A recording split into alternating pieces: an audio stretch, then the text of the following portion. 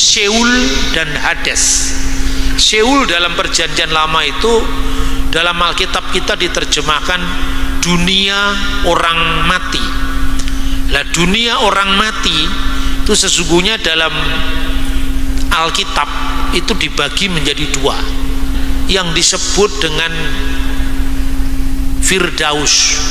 Jadi Firdaus itu adalah tempat orang-orang yang benar yang menunggu penghakiman akhir. Tetapi yang kedua, roh di mana orang kaya itu menerima ketidaknyamanan dalam hari penantian akan kebangkitan nanti di akhir zaman, itu namanya Tartarus.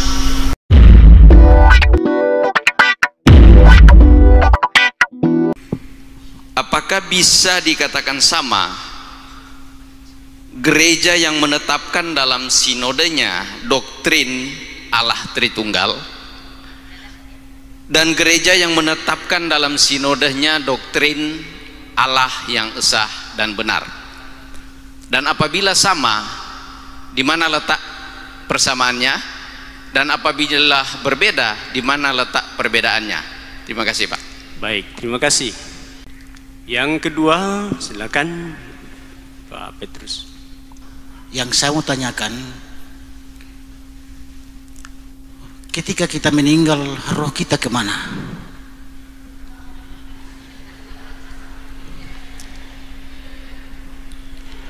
Yang kedua, ketika ada orang berbahasa-bahasa roh, padahal tidak dimengerti oleh manusia, apakah itu berbahasa roh dari Allah atau dari manusia? Kan dikatakan bahwa Allah Bapa, Allah Anak dan Roh. Tapi kadang-kadang ada orang berbahasa-bahasa roh tapi tidak dipahami oleh manusia, bahkan berteriak-teriak mengatakan sekarang pakai masukan roh. Apakah itu dikatakan ada roh Allah di dalam tubuhnya sehingga dia berkata-kata tidak dimengerti oleh manusia? Yang terakhir, 12 murid Yesus dan 70 murid yang lain, selama pemahaman saya, apakah 12 murid ini punya istri dan punya keturunan? Dan 70 murid ini apakah sama dengan itu? Adakah di antara kita sekarang ini tahu hal itu? Makanya saya tanyakan, karena menurut pemahaman yang pernah saya baca di YouTube, ada satu yang 12 murid Yesus yang tidak meninggal di secara martir, sedangkan Petrus meninggal di Roma, disalib di atas. Jadi saya belum pernah tahu itu. Makanya saya tanyakan, daripada menjadi duri dalam hidup saya akan tanya. Terima kasih. Lanjut ke, ya, ada yang sebatis, silakan. Maria dan Maryam. Di salah satu, Maria itu mamanya Yesus. Maryam anaknya Nabi Isa. Kalau di dalam Yesus juga disebut Isa.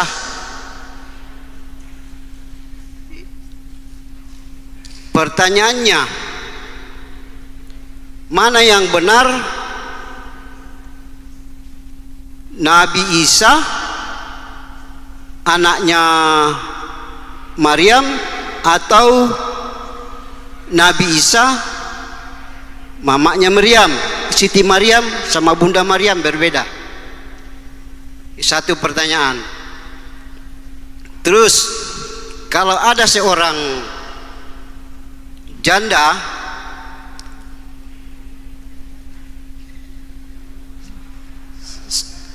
sudah kawin, terus suaminya mati, kawin lagi dengan saudaranya, mati lagi,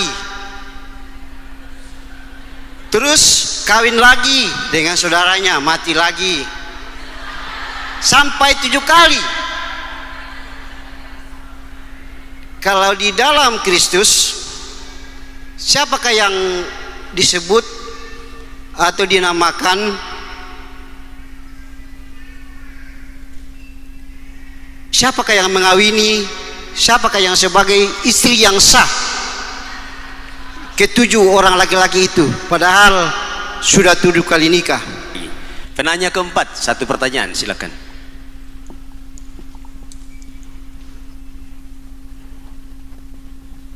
Iya, shalom.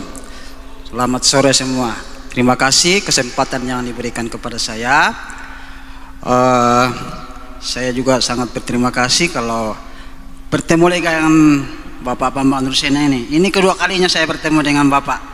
Iya, jadi sebenarnya sudah ada buku dia, saya punya buku Barnabas dan buku tentang bagaimana orang ziarah ke Yerusalem. Saya punya 2 buku dari Bapak Bambang Nursena.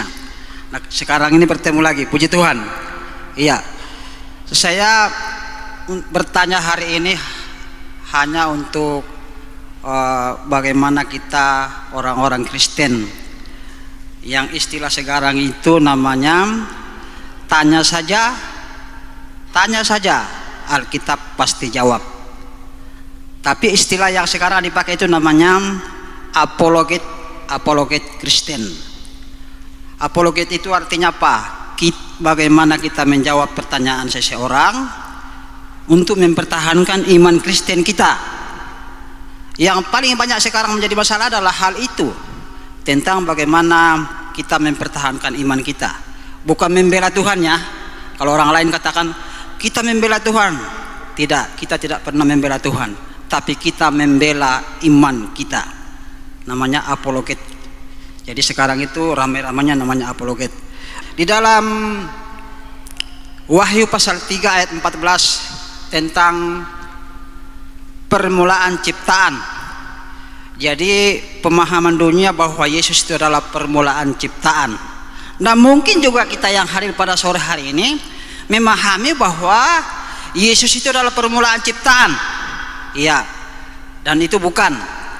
Jadi saya hanya menyampaikan ingin Pak Bambang Nursena menjelaskan lebih luas lagi supaya gereja ini kuat pemahaman tentang namanya maksud daripada ayat itu, bahwa Yesus itu permulaan dari ciptaan. Itu bukan arti sebenarnya, tapi dia adalah sumber dari segala ciptaan. Jadi yang saya memohon supaya Bapak Bambang Nursena mohon dijelaskan kepada hadirin pada saat ini. Terima kasih. Lanjut ke belakang. Iya, di sudut. Nama kami Dina Situru dari Jemaat Moria. Pertanyaannya dari 1 Samuel pasal 16 ayat 14, firman Tuhan, tetapi roh Tuhan telah mundur daripada Saul dan sekarang ia diganggu oleh roh jahat yang daripada Tuhan Allah Tritunggal, Allah Bapa, Allah Anak dan Roh Kudus. Dan yang menjadi pertanyaan kami tentang roh jahat daripada Tuhan, karena menurut pemahaman kami yang kami hanya terbatas, roh jahat itu identik dengan penguasa kegelapan. Terima kasih, Pak. Ya, terima kasih. Yang pertama adalah apakah gereja yang menetapkan dalam sinodenya tentang keyakinan Allah Tritunggal sama dengan gereja yang menetapkan dalam pengakuan iman gerejanya akan Allah yang esa dan benar.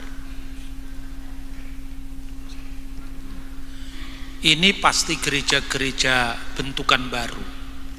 Kalau gereja-gereja kuno tidak pernah mempertentangkan istilah Allah Tritunggal dengan Allah yang esa dan benar. Allah yang esa dan benar itulah Tritunggal. Ya, saya menduga ini pasti ya sinode-sinode yang dibuat baru-baru tadi. Ajaran tentang Allah Bapa, Putra dan Roh Kudus itu bukan ajaran sinode gereja tertentu. Itu ajaran gereja sedunia sebelum skisma. Skisma itu perpecahan gereja. Jadi pengakuan iman seluruh gereja itu sebetulnya sama, pengakuan iman Nikia Konstantinopel. Perpecahan gereja pertama itu kan terjadi tahun 451 ketika terjadinya konsili oikumenis keempat yang disebut konsili Kalsedon, antara gereja-gereja yang menamakan diri sebagai gereja ortodok non Kalsedonia dan gereja-gereja Kalsedonia. Tapi antara kedua gereja ini sekarang sudah clear, ternyata itu hanya salah paham. Gereja-gereja yang sekarang disebut gereja non Kalsedonia itu terdiri dari gereja Koptik Ortodok di Mesir pusatnya, itu gereja mula-mula hasil penginjilan dari Rasul Markus.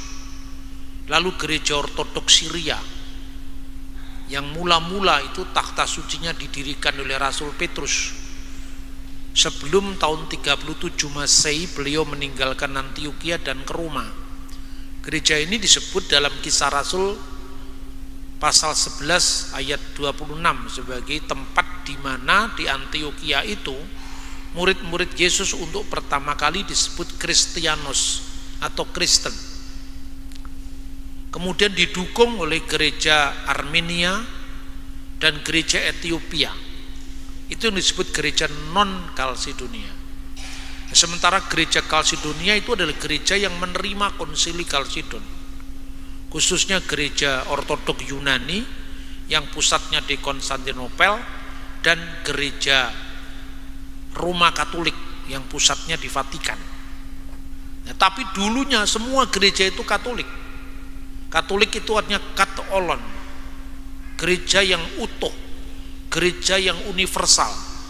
Makanya dalam terjemahan Protestan, gereja yang kudus dan am itu aslinya yang kudus dan Katolik. Bahasa aslinya Yunani, Katoliki Eklesian. Katolik itu artinya gereja yang universal, gereja yang utuh. Nah, gereja Katolik itu ada di barat, ada di timur. Setelah skisma, maka nama Katolik ini dipertahankan di Roma dan sebagian di Asiria Timur, yang sekarang mereka menyebut gerejanya itu adalah The Assyrian Catholic Church. Jadi gereja Syria Katolik Timur, gereja Asiria Katolik Timur. Itu gereja yang nantinya dulunya dituduh Nestorian, tapi sebenarnya sekarang ini ada pertemuan-pertemuan ekumenis yang ternyata mereka juga bukan Nestorian. Jadi sekarang gereja ini menuju kepada keesaan tubuh Kristus yang satu. Misalnya gereja Kalsedonian dan non Kalsedonian. Dulu gereja non Kalsedon itu dituduh gereja monopesit. Monos itu artinya satu, pesit itu tabiat. Jadi Kristus hanya punya tabiat satu, yaitu Allah saja. Kemanusiaannya tenggelam dalam keilahiannya. Tapi ternyata itu keliru. Sejumlah konsultasi teologis secara ekumenis sudah mempertemukan dua gereja. Yang pertama di Addis Ababa di Ethiopia, dan yang kedua di Wadi El Natron tahun 1989. Perwakilan dari dua gereja barat dan timur, Kalsedon dan non Kalsedon, itu bertemu dan menyepakati untuk saling mencabut kutukan atau anatema. Ternyata dulu gereja yang disebut monopesit itu ternyata tidak berkeyakinan Kristus itu hanya Allah, tidak. Keyakinannya itu hanya disalahpahami. Dia menyebut mono, itu enggak pernah monopesit, tapi menyebutnya mia, bukan mono. Mia pesit ton theon logon sesarkomeni. Dan ungkapan ini resmi ada di Konsili Efesus tahun 431. Jadi apa alasannya dituduh monopesit? Itu rumusan dari Konsili Oikumenis. Apa artinya mia pesit ton theon logon sesarkomeni? Artinya Kristus itu satu kodrat ganda, ada gandanya di situ. Satu kodrat ganda itu sepenuhnya Allah, sepenuhnya manusia. Nah, sementara yang dituduh monopesit ini menuduh gereja Kalsedon sebagai gereja Nestorian. Kamu Nestorian karena kamu mengatakan Kristus itu diopesis dalam mia hipostasis. Jadi Kristus itu dua kodrat dalam satu pribadi.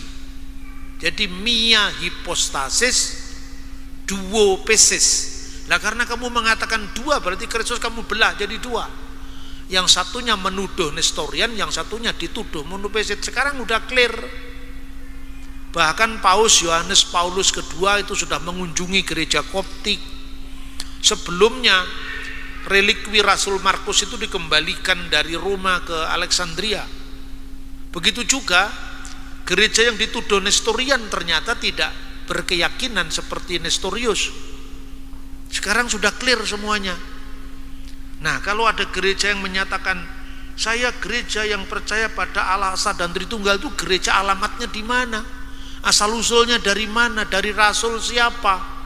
Rumusannya dari konsili apa? Pasti itu ngarang-ngarang sendiri itu. Pasti itu gereja ngarang-ngarang sendiri. Jadi saya tidak percaya dengan yang baru-baru begitu. Karena apa?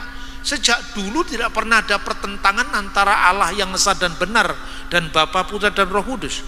Coba Anda pergi, lihat itu namanya liturgi gereja kuno di Syria. Bagaimana menerjemahkan Tritunggal?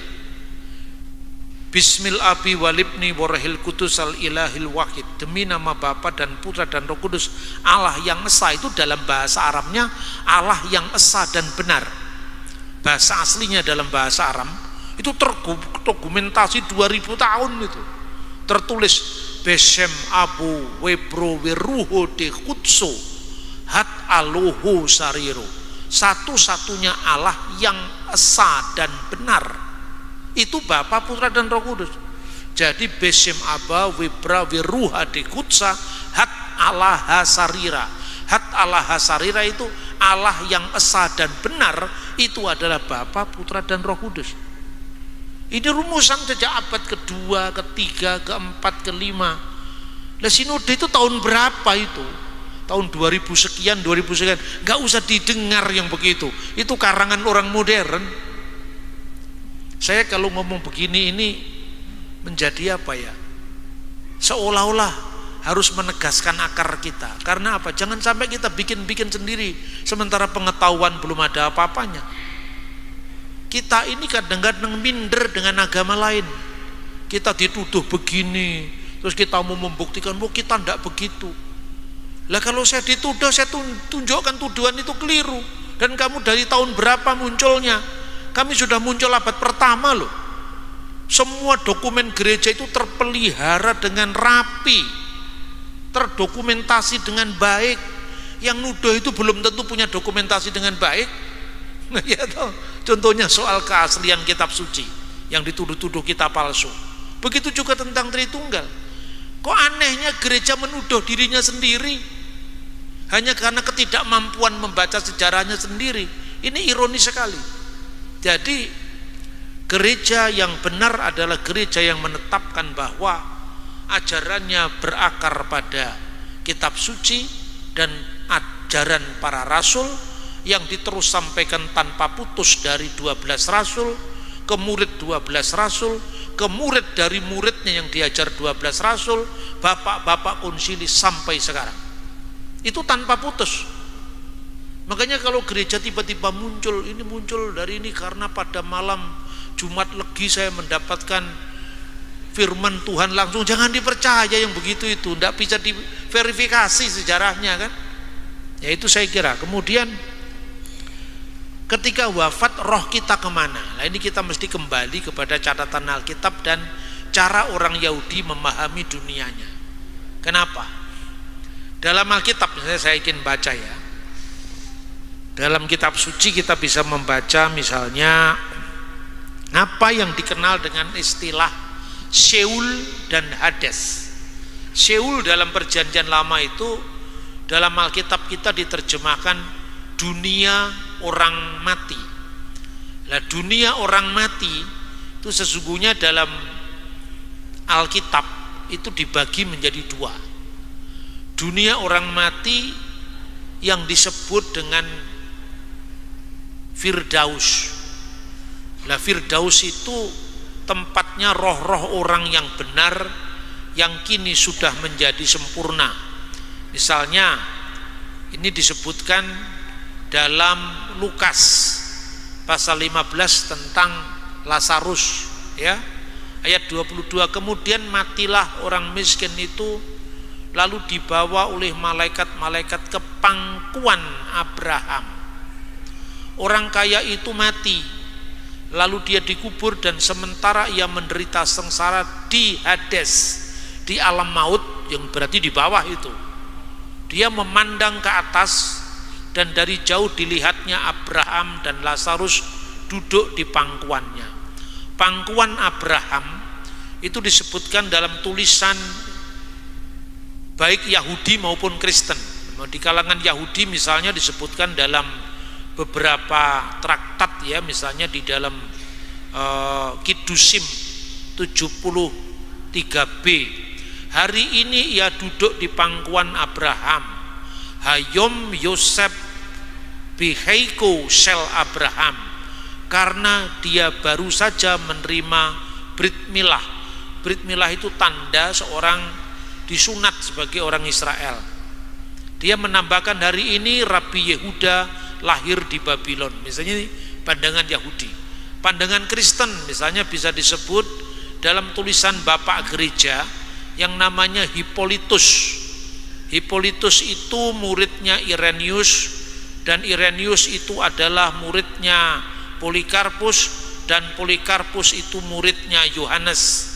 Itu misalnya menyebut tentang pangkuan Abraham, ya, itu tulisan Hippolytus.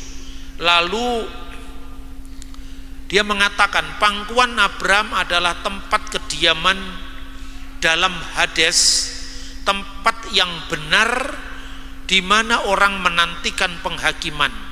Roh tanpa tubuh yang gembira menantikan hari penghakiman dalam penampungan rahasia, karena sebelum hari penghakiman roh-roh orang benar menerima ganjaran dalam pangkuan Abraham.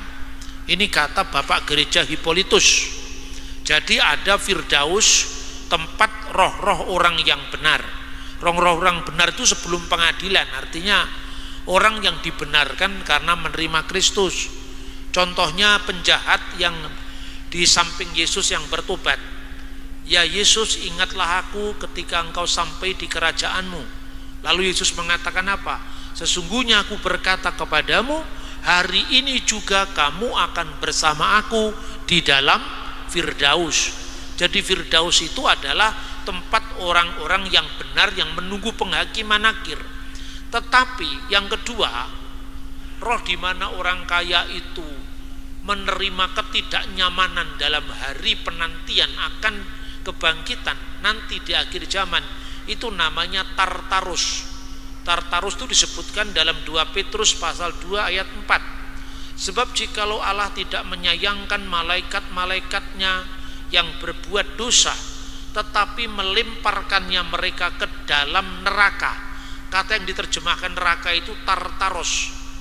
Dan dengan demikian menyerahkannya ke dalam gua-gua yang gelap untuk menyimpan mereka sampai hari penghakiman. Jadi itulah yang disebut dunia orang mati, di mana menantikan penghakiman sampai pada akhir zaman nanti. Jadi Seul atau Hades itu ada yang namanya Firdaus, Pardes, yang diumpamakan sebagai pangkuan Abraham, dan Tartaros tempat di mana roh-roh orang jahat yang juga menunggu penghakiman. Kemudian kemanakah 12 murid Yesus? Apa mereka punya istri dan punya anak? Sebagian tidak punya istri, sebagian punya istri. Misalnya Paulus itu tidak 12 rasul, tapi rasul yang dipanggil kemudian itu tidak punya istri, tidak punya anak. Tetapi Petrus itu punya istri, karena mertuanya juga ada di dalam Injil, kan? Dan ini selebihnya kita tidak menerima catatan dari Alkitab. Selebihnya kita bisa menerima catatan bapak-bapak gereja setelah Alkitab. Nah, ini bukan buku apokrif loh.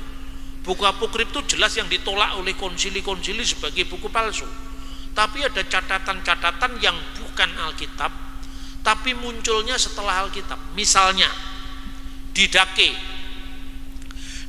itu buku katekisasi tertua di dunia. karena ditulis itu tahun 90 Masehi ketika Yohanes belum wafat. Yohanes itu satu-satunya dari 12 rasul yang menjalani masa tuanya sampai tahun 96 Masehi di Efesus, setelah dia mengalami pembuangan di Pulau Patmos. Nah, dia punya murid namanya Papias. Papias ini meninggalkan bagi kita sebuah fragmen namanya The Fragment of Papias. Dari Papias itulah kita tahu Injil pertama ditulis Matius, Injil kedua ditulis Markus, Injil ketiga ditulis Lukas. Itu dari Papias kita tahu. Misalnya dalam Alkitab, ini contohnya pentingnya buku-buku ini ya. Kalau Anda membaca di Injil Matius, Yudas matinya gantung diri.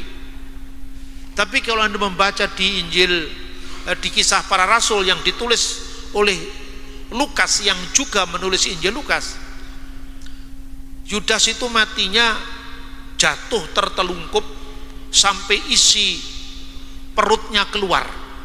Nah, orang modern bingung, mana yang benar ini?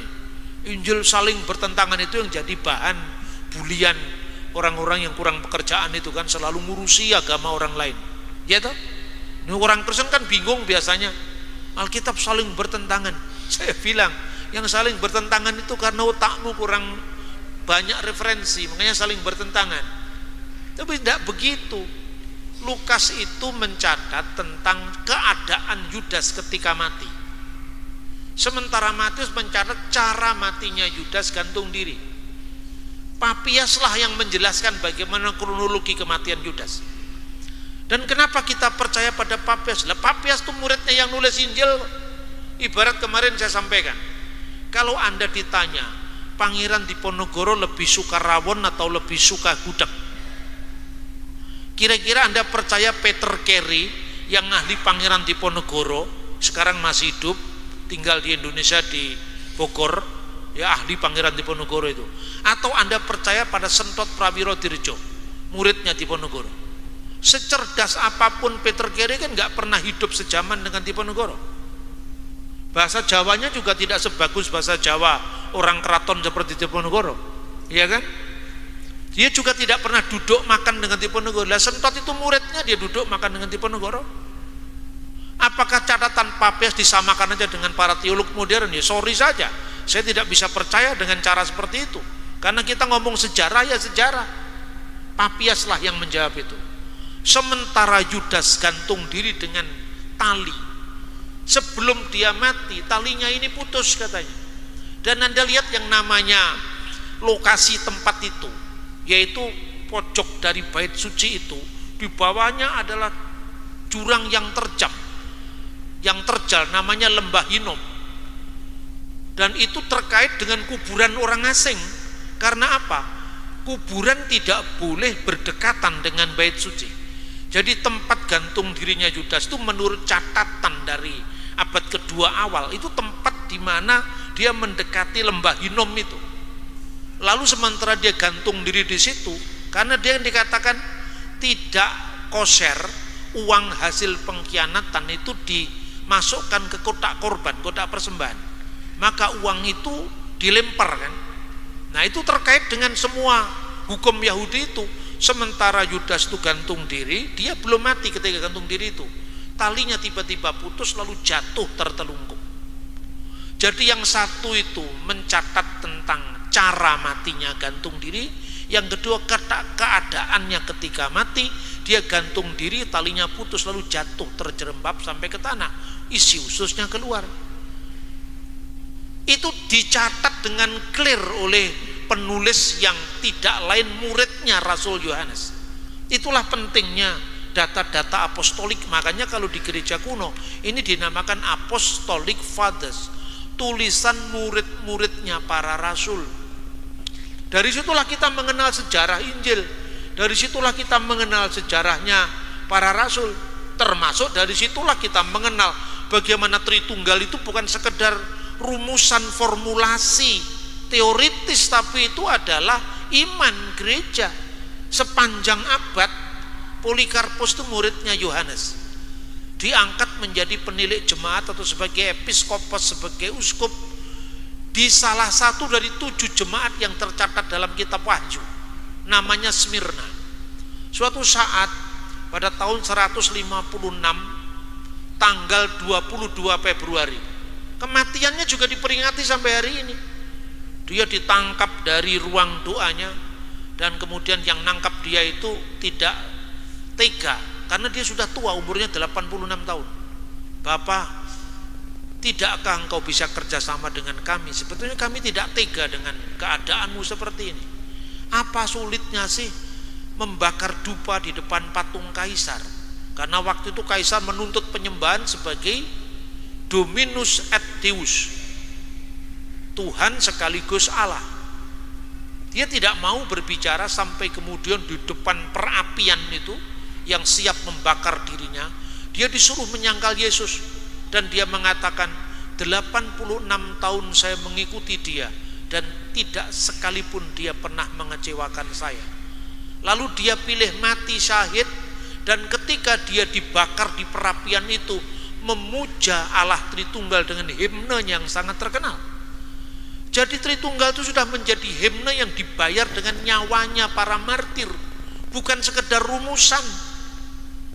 Konsili Nikea itu hanya sekedar merumuskan, bukan menciptakan. Ini harus dipahami.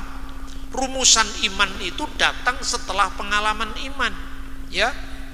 Kemudian rasul-rasul yang lain, Petrus itu akhirnya pergi ke Antioquia, dan itu masih dicatat dalam kitab Galatia, masih dicatat di Kisah Rasul 15, ya. Kemudian mengirimkan delegasi ke Antioquia untuk menyatakan bahwa bagaimana orang-orang non-Yahudi tidak perlu disunat dulu untuk menerima Yesus dan seterusnya itu. Tapi Petrus sebelum dia pergi ke Roma tahun 37 Masehi menurut catatan gereja kuno ini, dia mengangkat 2 uskup. Uskup itu yang diterjemahkan dalam Alkitab bahasa Indonesia penilik jemaat, bahasa aslinya episkopos. Jadi mencatat itu 2 orang itu, yang pertama namanya Evodius. Nama Evodius itu juga tercatat dalam Perjanjian Baru, hanya tidak disebutkan siapa. Yang kedua Ignatius, menurut catatan Bapak Gereja, Ignatius itu anak yang datang kepada Yesus dan biarkanlah anak-anak itu datang kepadaku karena dia yang akan memperoleh kerajaan Allah. Itu salah satunya Ignatius dari Antioquia. Makanya Ignatius itu diangkat jadi episkopos, penilik jemaat selain Evodius. Kenapa kok ada pemimpin kembar gereja?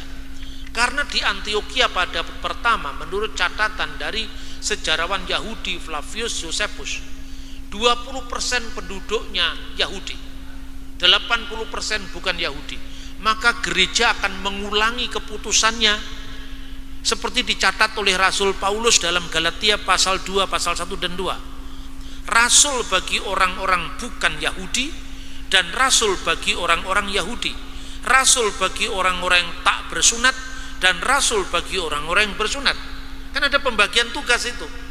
Karena Antioquia lah yang paling beragam, karena ada jemaatnya Yahudi dan non-Yahudi, maka dipilih 2 orang itu. Karena Evodius itu non-Yahudi, Ignatius itu Yahudi kelahiran Yerusalem. Dipilih 2 ini pemimpin kembar, seolah-olah Ignatius bertanggung jawab pada 20% orang ini, penduduk yang Kristen Yahudi. Evodius yang lebih senior bertanggung jawab pada pengikutnya yang bukan Yahudi. Sampai kemudian sebelum tahun 90 Masehi, Evodius sudah menjadi tua dan dia mundur, dan kepemimpinan gereja dipegang oleh Ignatius dari Antioquia. Sejak Ignatius itulah maka ungkapan aku percaya akan satu gereja yang kudus, am dan rasuli pada saat itu. Kenapa gereja yang am, gereja yang Katolik, Katoliki Eklesian? Karena gereja yang mencakup baik Yahudi maupun bukan Yahudi, gereja yang universal, gereja yang utuh itu di Antioquia. Nah, kita kan cuma mengatakan di pengakuan iman kita, aku percaya akan gereja yang kudus dan am itu kan. Tapi istilah itu kapan munculnya? Tanpa membaca sejarah gereja kita tidak paham itu. Maka pengakuan iman itu di mata gereja modern, itu hanya tradisi. Itu tidak perlu kita pertahankan. Kita langsung bisa bikin sendiri kok yang lebih keren. Iman itu bukan soal keren dan tidak keren. Iman itu soal kesinambungan sejarah. Karena yang kita imani sekarang itu dijamin tidak berbeda apa yang diimani oleh Petrus, murid-muridnya Petrus, murid dari muridnya Petrus sampai sekarang ini. Itu yang 12 murid. Matius akhirnya pergi dan kemudian menjadi rasul, menginjil. Begitu juga Yohanes akhirnya wafat di Efesus setelah dia dibuang di Patmos. Petrus akhirnya dari Antiochia ke Roma dan wafat disalib dengan kepala terbalik tahun 64. Kemudian Rasul Paulus wafat tahun 67 Masehi dipenggal kepalanya. Kenapa Petrus disalib matinya? Kenapa Andreas disalib dengan silang begini? Kenapa Yesus disalib tapi kok Paulus dipenggal kepalanya? Karena Paulus warga negara Roma, sementara yang lain warga negara jajahan Roma. Anda bisa cari buktinya itu dari pelaksanaan hukum di zaman Romawi. Wong kita belajar fakultas hukum masih sekarang hukum zaman Roma kok. Ada yang namanya ius gentium dan ius romanum. Ius romanum itu hukum yang berlaku bagi warga negara Roma. Jajahannya Roma berlaku ius gentium. Makanya pajaknya double, pajak warga negara dan pajak bumi dan bangunan. Itu asalnya dari Roma. Kenapa disebut pajak bumi? Karena itu buminya kaisar. Kenapa disebut pajak bangunan? Karena kamu membangun rumah di atas fasilitas tanahnya kaisar. Itu yang kemudian diteruskan oleh hukum Perancis, Belanda. Belanda dibawa ke Indonesia jadi hukum agraria kita. Itu dari Roma semua. Kita mau nyangkal bagaimana sejarah itu, ya kan? Jadi hidupnya para rasul itu bisa juga dilacak dari banyak sumber. 70 murid itu dicatat antara lain oleh Hippolytus dari Roma. Hippolytus itu wafat tahun 223. Hippolytus dari Roma itu muridnya Irenaeus dari Lyon. Irenaeus wafat tahun 202. Irenaeus menulis 4 buku tebal-tebal, judulnya Adversus Haereses, melawan bidat-bidat. Irenaeus itulah yang mengatakan Injil pertama Matius, Injil kedua Markus, Injil ketiga Lukas, Injil keempat Yohanes. Hanya ada 4 Injil di seluruh muka bumi katanya. Siapakah Irenaeus? Irenaeus muridnya Polikarpus yang tadi mati syahid dengan memuja Allah Tritunggal. Polikarpus muridnya Yohanes anak Zebedius yang nulis Injil keempat. Jadi silsilahnya bisa sambung, masing-masing menulis buku. Lah kurang apa sekarang? Ya kecuali kalau ini menurut riwayat yang disampaikan oleh Irenaeus. Irenaeus menerima riwayat dari Polikarpus. Polikarpus menerima riwayat dari gurunya yang bernama Yohanes. Konon riwayatnya dulu riwayatmu kini. Tidak seperti itu. Karena kalau cuma riwayatmu kan cuma riwayat, tidak ada datanya. Ini semua ada datanya. Makanya orang Kristen yang tidak hormat pada warisan akarnya sendiri menjadi bingung sendiri, karena malah minder ketika diserang orang lain. Mari kita kembali kepada warisan sejarah gereja kita yang agung itu. Ya, itu kemudian dicatat tentang 70 murid. 70 murid itu sebagian disebutkan dalam Alkitab. Misalnya 2 orang yang berjalan ke Emmaus. Seorang murid yang namanya Kleopas, ada nama Kleopas, seorang murid yang namanya Kleopas. Tapi Anda cari di 12 murid kan nggak ada nama Kleopas. Jadi Kleopas muridnya Yesus yang bukan kelompok 12. Karena ternyata dalam Injil Lukas pasal 10 ada murid yang disebut kelompok 70. Kelompok 70 itu termasuk Kleopas lah. Menurut catatan sejarawan Epifanius dari Salamis, kemudian Hagesippus yang nulis di awal abad ketiga, kemudian dilanjutkan oleh sejarawan Eusebius dari Kaisarea. Kleopas itu adiknya Yusuf suami Maria. Jadi Yusuf punya adik namanya Kleopas. Kleopas ini istrinya namanya juga Maria. Makanya dalam Injil Yohanes pasal 19 ayat 25, di bawah salib itu berdiri Maria ibu Yesus, saudara ibunya Maria istri Kleopas, dan Maria Magdalena, ya kan? Lah Maria istri Kleopas itulah ibunya Simeon. Simeon itu adiknya Yakobus. Jadi Yakobus saudara Yesus itu bukan saudara kandung, itu saudara anaknya adiknya Yusuf, ya itu sejarah gereja, nggak bisa disangkal hanya karena kita bukan Katolik, itu salah itu. Kalau sejarah ya sejarah, karena teologi itu nggak bisa dibangun atas dasar asal beda dengan Katolik, terus Katolik asal beda dengan Protestan, ini tidak jujur. Sejarah itu ya sejarah, makanya pendekatan saya memaafkan sejarah, menatap masa depan bersama. Nah kalau kita berteologi seperti ini, teologi yang tidak didasarkan atas kebencian masa lalu, tidak dengan beban kebencian pada aliran lain, maka yang kita capai bukan hanya aliran tetapi samudra. Maka kalau dikatakan Pak Bambang dari aliran apa? Saya nggak berasal dari aliran, saya dari samudranya langsung. Karena kalau aliran dapatnya sedikit, kalau samudra dapatnya akan banyak itu. Dan namanya samudra itu kan mesti pospawarna, ikannya tidak hanya ikan hiu saja, kan ada ikan yang lain. Makanya kekayaan samudra baktera, kita mengarungi samudra Aikumene itu isinya macam-macam. Jadi nggak usah diseragamkan, itulah keunikan tubuh Kristus ya. Itu Bapak Ibu. Kemudian apa ini? Siapa istri yang sah di surga itu sesungguhnya sudah pernah dibahas oleh Yesus ketika perumpamaan orang Saduki kan. Jadi di antara sekte-sekte Yahudi di abad pertama itu, kata Yosefus ini ahli sejarah Yahudi yang menulis kira-kira tahun 90 Masehi. Pertama sekte Saduki.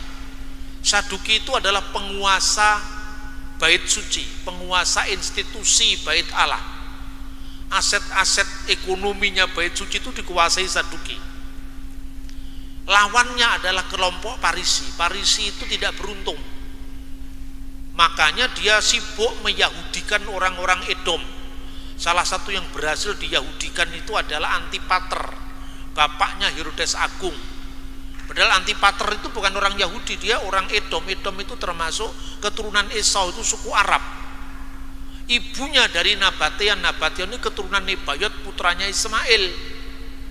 Jadi sebetulnya Herodes Agung itu orang Arab, tapi beragama Yahudi karena misi orang Parisi ini.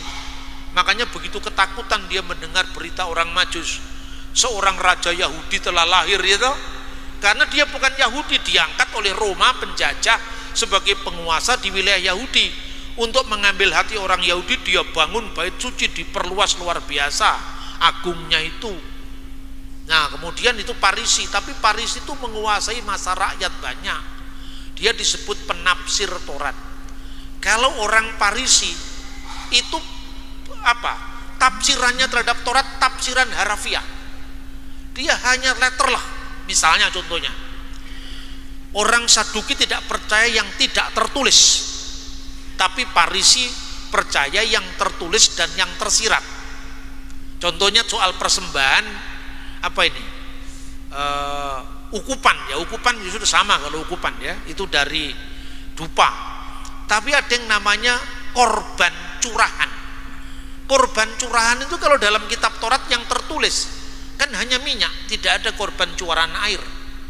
Tapi karena pengalaman orang Israel pada waktu Eksodus, itu kan pernah orang Israel bersungut-sungut karena Musa ini membawa kita ke padang gurun, nggak ada kehidupan, nggak ada makanan enak.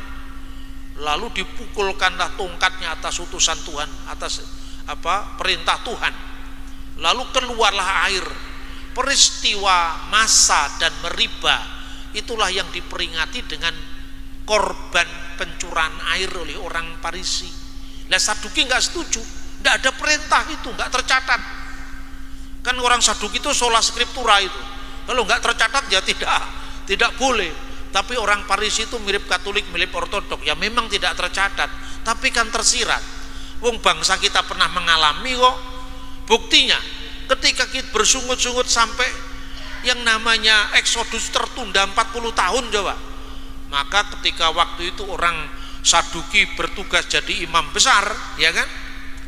Dia ini harus mewakili imam besar baik untuk kelompoknya sendiri Saduki maupun untuk kelompok yang kontra yaitu Parisi. Dia harus mengambil air dari kolam Siloam, dibawa ke atas. Nah ketika dibawa ke atas kemudian masa umat ini semua berebut air berkat yang dicurahkan dari atas itu. Upacara itu dilakukan pada hari terakhir pondok daun, namanya Nisuk Hamayim, upacara pencurahan air, itu memperingati peristiwa Meribah tadi. Lah ketika imam besar Saduki itu melaksanakan tugas hanya seperti profesi aja, kadang-kadang karena dia tidak meyakini dengan segenap hati seperti orang Parisi, maka air yang banyak tadi kadang-kadang ditendang sama dia supaya cepat selesai tugasnya. Itu dicatat oleh catatan sejarah. Nah, ketika ditendang itu kan kemudian ketahuan orang Parisi, lah itu terjadilah pemberontakan Parisi, rame lagi. Ketika rame, Roma datang melerai mereka. Itu catatan-catatan sejarah lengkap seperti itu. Nah, catatan Injil ketika orang-orang pada berebut cipratan air berkat Nisuk Hamayim yang memperingati peristiwa Meribah tadi, Yesus datang di tengah-tengah mereka dan mengatakan, barang siapa haus, hendaklah ia datang kepadaku dan minum. Itu konteksnya upacara Parisi itu. Jadi kalau Saduki itu nggak diterima, karena Saduki itu kelompok ruling class, kelompok yang mapan, maka sampai dia tidak percaya kebangkitan orang mati. Kenapa? Ya seperti pencurahan air tadi, kan tidak ada tertulis curahkanlah air, itu kan nggak ada. Yang ada curahkan minyak, air nggak ada. Maka dalam konteks kebangkitan orang mati juga begitu. Perjanjian lama menyebut itu dalam kitab Taurat itu hanya kiasan, seorang wafat dan dikumpulkan kepada keluarganya. Itu artinya kebangkitan orang mati sebetulnya. Dikirim dikumpulkan kepada para leluhurnya, itu artinya apa? Dikumpulkan dalam penantian akan hari kebangkitan. Tapi tidak eksplisit. Maka bagi orang Saduki yang hanya percaya apa yang tertulis, dia tidak percaya kebangkitan orang mati, lalu mencobai Yesus. Kan begitu kan konteksnya. Maka orang Yahudi kan punya yang namanya perkawinan levirat. Perkawinan levirat itu kalau seorang anak laki, seorang suami punya istri, suami ini meninggal, istrinya belum punya anak, dia harus meneruskan marga sukunya ini. Maka adiknya laki-laki harus menjadi suami bagi janda kakaknya. Nah, lalu orang Saduki itu ngetes Yesus. Lalu suami kedua ini mati juga. Lalu adiknya lagi mengawini lagi suami ketiga sampai 7 kali. Nanti waktu di surga, mana istri yang sah, kan itu kan? Mana istri dari ini? Statusnya yang mana? Lalu apa kata Yesus? Kamu sesat, karena di surga tidak ada kawin dan mengawinkan. Di surga sudah tidak ada surat nikah. Di surga itu roh-roh orang benar yang kini sudah menjadi sempurna, tidak lagi terikat oleh urusan dunia, suami istri atau kenang-kenangan di masa lampau. Ya toh? Nah, itu jawabannya. Jadi itu sebetulnya tujuannya untuk mendobrak paham orang Saduki yang mau ngetes Yesus tadi. Kemudian apologet Kristen, ya sebetulnya apologetika itu memang pesan Alkitab, tapi karena caranya itu yang tidak diindahkan, itu kemudian menjadi kontraproduktif. Karena Alkitab mengatakan apologetik itu mandat dalam kitab suci. Kuduskanlah Kristus dalam hatimu sebagai Tuhan. Artinya imanmu dulu harus beres. Kalau imanmu belum paham apa yang kamu yakini, bagaimana kamu mau mempertanggungjawabkan aku imani? Wong kamu sendiri belum terlalu beriman atau tidak bisa menjelaskan apa yang kamu imani. Yang kedua, setelah kamu menguduskan Kristus dalam hatimu sebagai Tuhan, mengistimewakan Yesus sebagai Tuhan, siap sedialah segala waktu untuk memberikan pertanggungan jawab, itu bahasanya apologia, kepada setiap orang yang menanya kamu atau meminta pertanggungan jawab dari kamu tentang pengharapan yang ada padamu. Tetapi lah ini haruslah dengan lemah lembut dan hormat dan dengan hati nurani yang murni, agar orang yang memfitnah kamu karena hidupmu yang saleh dalam Kristus menjadi malu karena fitnahan mereka itu. Jadi di sini ada syarat yang pertama, menguduskan Kristus. Syarat yang kedua, siap sedia segala waktu. Syarat yang ketiga, metodenya tidak boleh menyakiti orang lain. Metodenya harus hormat kepada hak-haknya orang lain. Maka dengan hormat, dengan respek, ya, agar orang yang memfitnah kamu menjadi malu karena fitnahan mereka itu. Salah satu yang mereka soalkan itu Wahyu pasal 3:14. Dalam bahasa aslinya itu adalah kata yang diterjemahkan permulaan, itu arkes. Jadi arkes ketisios tuteu. Arkes itu artinya memang permulaan, tapi bukan hanya permulaan urutan waktu, bisa juga permulaan urutan kehormatan. Contohnya, seorang malaikat Mikael itu disebutkan archangelos, arkiangelos, malaikat yang mula-mula dihormati. Jadi bukan malaikat permulaan itu, malaikat yang menjadi penghulu dari malaikat yang lain. Kalau menjadi penghulu berarti dia memiliki kehormatan lebih di urutan yang pertama. Yang kedua, pemimpin gereja kuno yang tertinggi, uskup segala uskup, itu namanya patriark. Patriark itu dari kata pater dan arki. Jadi patriarki artinya bapak yang mula-mula, bukan umurnya harus terlalu tua, tidak. Waktu pemilihan para patriark itu kan dengan cara membuang undi. Kalau di gereja kuno, gereja timur sampai hari ini membuang undi, lalu yang suruh memilih undian itu anak yang paling kecil, yang polos, yang tidak tahu apa-apa, supaya gereja tidak terlibat dalam pertarungan rebutan jabatan. Makanya diserahkan dengan cara membuang undi, karena gereja itu bukan demokrasinya Plato atau Sokrates, ya kan? Nah, ketika kemudian undinya ditemukan namanya, ternyata yang terpilih misalnya bapak yang sekarang namanya Tawadros di Timur Tengah, itu bapaknya gereja Koptik di Mesir. Waktu dia menjadi patriark usianya masih 50 tahun misalnya. Yang memilih itu uskup-uskup yang lebih tua, usianya 60, 70, tapi yang disebut patriark yang usia 50 tahun tadi. Jadi arke di sini bukan sekedar permulaan umur, tapi permulaan kehormatan. Makanya kalau Yesus disebut arkes ketisios tuteu, artinya pertama, bisa berarti pemimpin dari segala yang diciptakan Tuhan. Pemimpin itu arkes. Yang kedua bisa berarti yang dihormati dari segala ciptaan, yang paling terhormat di antara segala ciptaan. Yang ketiga, sumber segala ciptaan. Makanya Alkitab terjemahan baru edisi 2, TB edisi 2 menerjemahkan bukan lagi permulaan tapi sumber segala yang diciptakan Allah. Loh, kok Alkitab direvisi? Nah, sekali lagi salah paham lagi. Bahasa aslinya tetap kok. Arkes ketisios tuteu itu kan terjemahan yang direvisi. Quran pun juga terjemahannya direvisi. Sama-sama direvisinya, itu terjemahannya.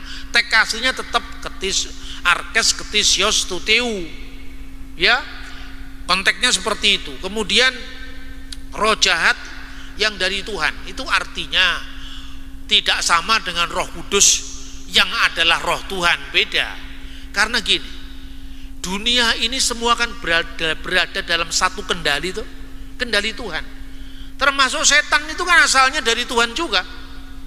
Masa setan asalnya yang terpisah dari Tuhan? Jadi yang menciptakan setan siapa? Yang menciptakan setan kan Tuhan. Setan itu dalam kendali Tuhan, jadi tidak seperti agama Zoroaster. Ini ada kekuatan jahat, kekuatan baik yang terus menerus bertarung, tidak ada yang menang. Lah kalau ini terus menerus seimbang, bertarung tidak ada yang menang, tidak ada kekuasaan Tuhan. Inilah ajaran Zoroaster yang Ahura, ini Mazda. Ahura ini satu adalah Allah yang baik, ini Allah yang buruk yang terus menerus bertarung sampai akhir zaman. Bukan itu iman Kristen, bukan itu iman Yahudi.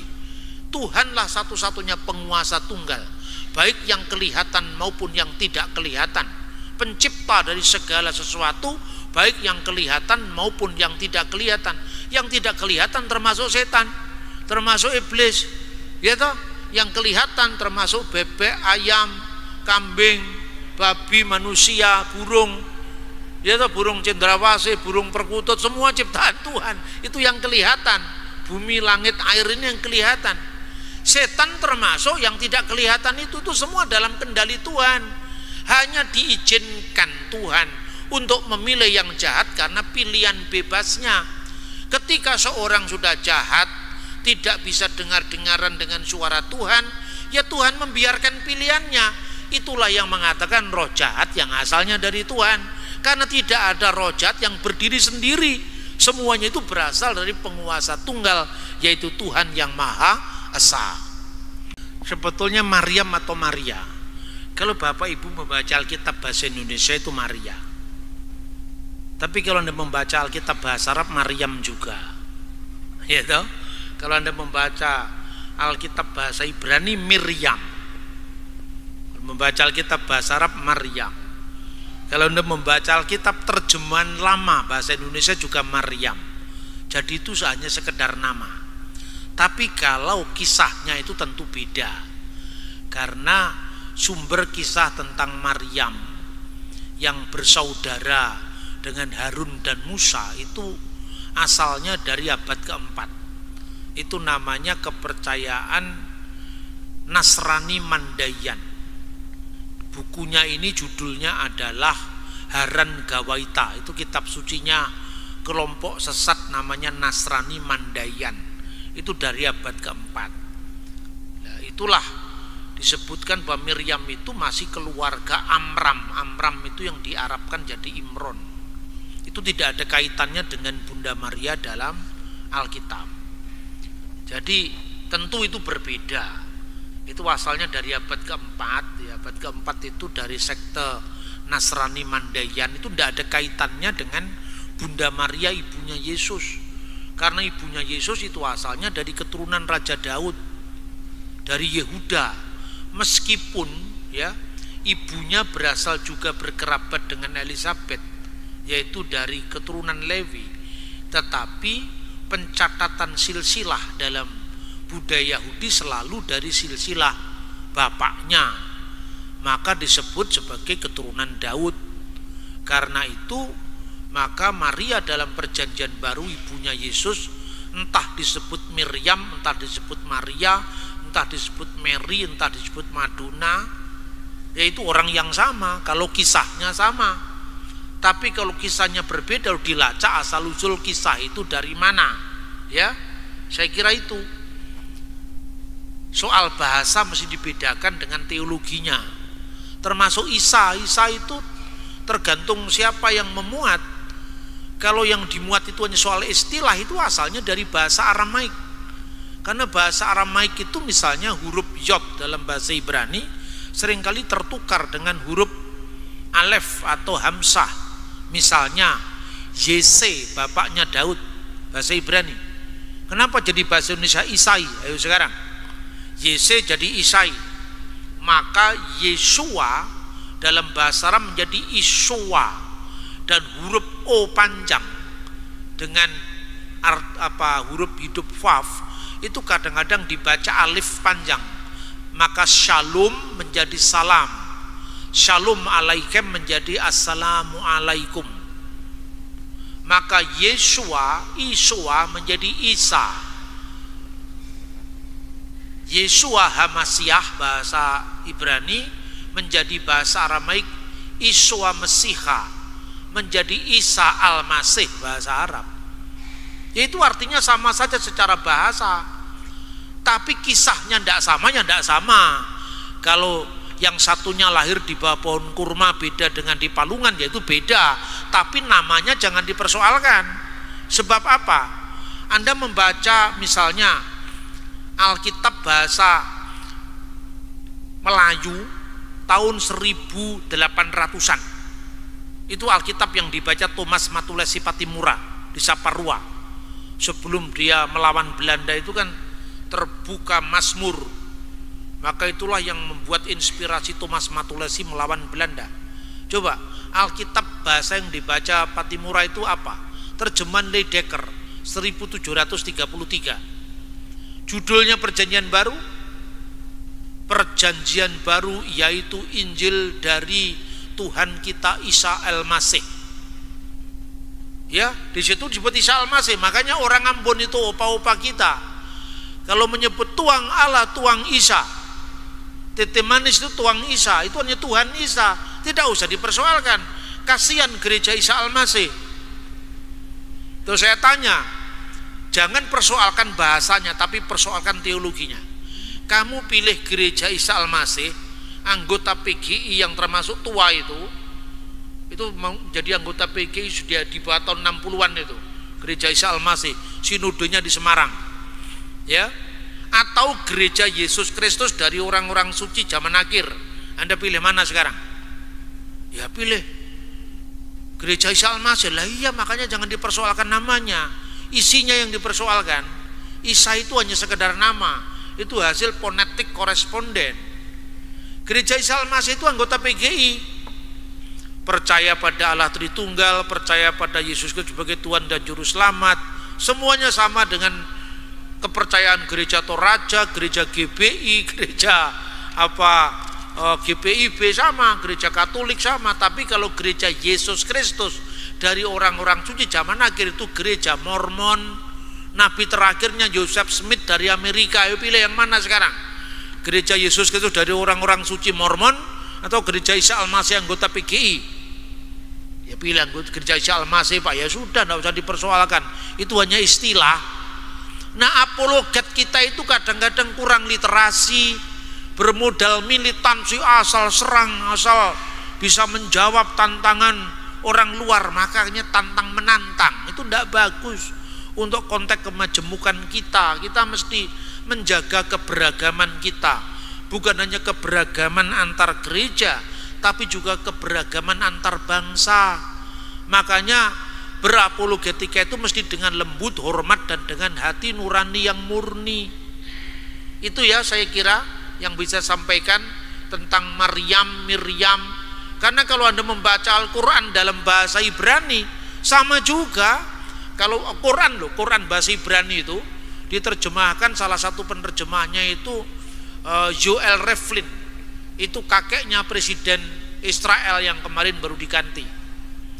Quran Hamifwar, Bismillahirrahmanirrahim, diterjemahkan dalam bahasa Ibrani Beshem Elohim Harrahman Viharahum.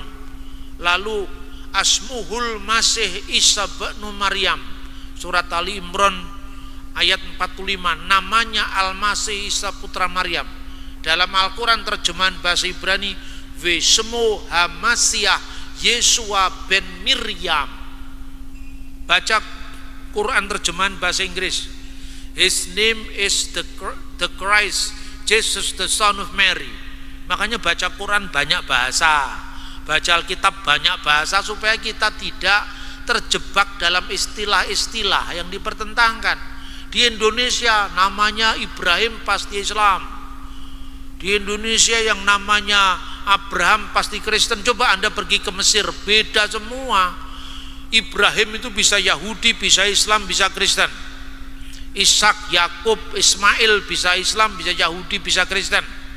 Tapi kalau Abdul Masih pasti Kristen, karena artinya hamba Kristus. Abdullah bisa Yahudi, bisa Islam, bisa Kristen. Tapi kalau namanya Muhammad, Ahmad, Mahmud, Ramadan pasti Islam, gitu loh. Jadi bukan bahasanya identik dengan agama tertentu, arti setiap kata itu mengandung makna. Demikian ya yang bisa saya komentari dari pertanyaan yang tersisa tadi.